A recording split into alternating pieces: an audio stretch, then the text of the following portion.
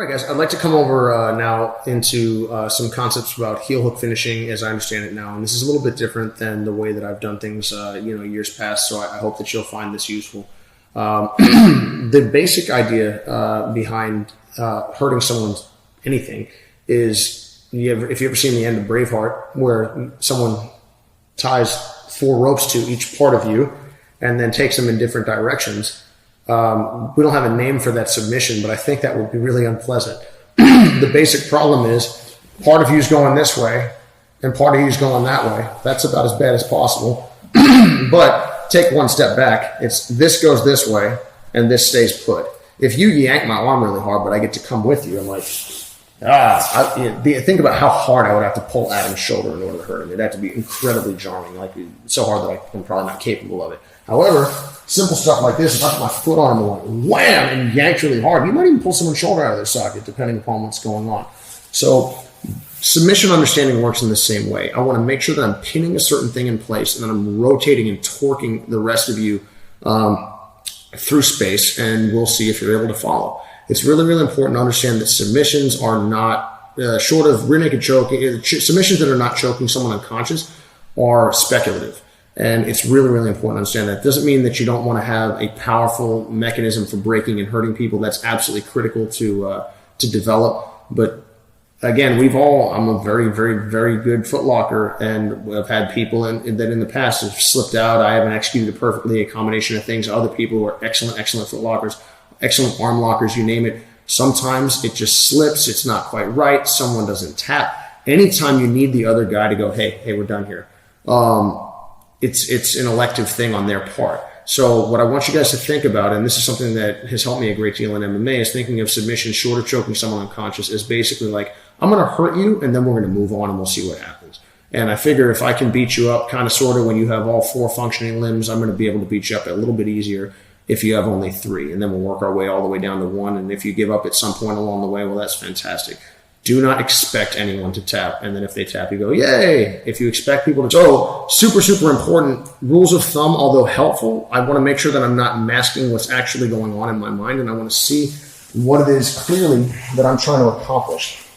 I want to break and turn this thing in a perfect circle. If he didn't move and I was Chewbacca strong, I could roll it and it would hurt his knee because his shin or his tibia and fibia, again, are attached to his knee ligaments. And me rotating them in a perfect circle via the lever of his toes, of his foot. The bigger their foot is, the easier this is. If people have little elf feet, sometimes it can be tough.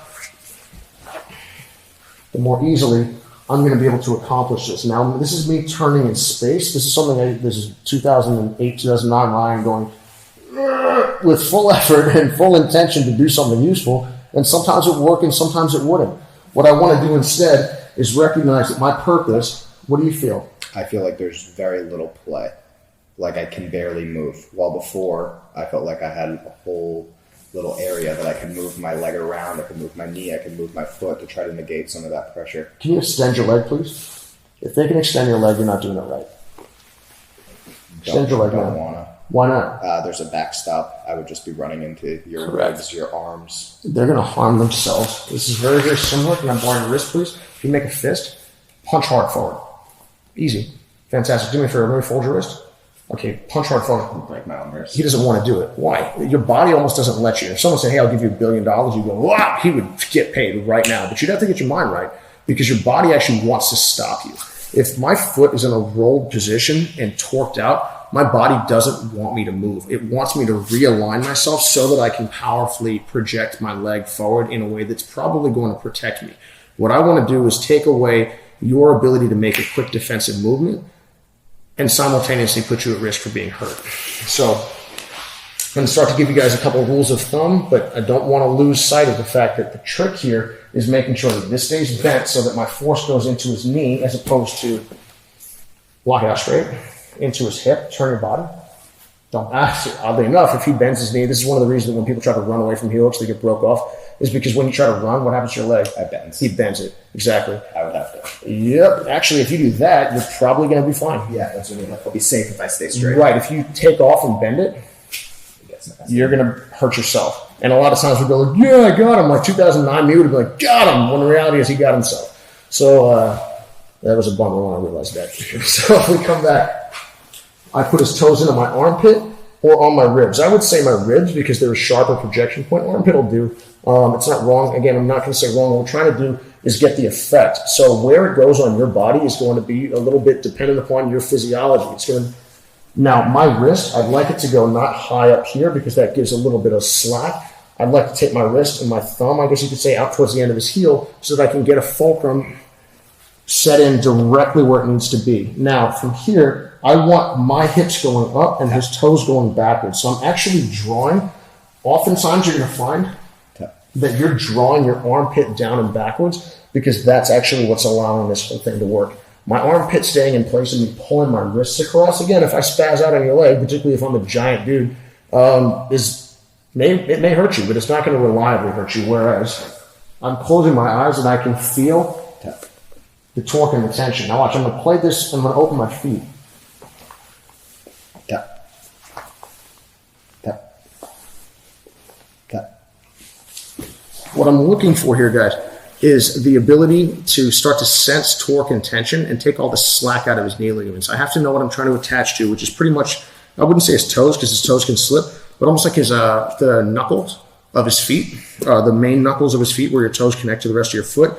This is the end of the lever right here. My fulcrum is here, and you're going to start to be able to take all of the slack out of my leg. When you feel that there's no slack left, that's when you want to start to apply your pressure and your torque, and that's really what's going to hurt people. If you put it all into the right place, you stand a very good chance of hurting them. Some people, like my second fight on Ultimate Fighter, man, his knee was popping and tearing. It sounded like a carpet being torn. That was a tough dude who was just not trying to give up. It took quite a bit of doing, and then finally was able to get the finish. But ultimately, I didn't do that. He had to give up. He had to go, you know what, man, this is not worth it. I'm out of here. At any point in time, he could have decided to summon his inner gangster and decide to not go that route, and we keep fighting. Maybe I would have been okay, maybe not. I would tend to think that a person with only one good leg is going to have a hard time in a fist fight.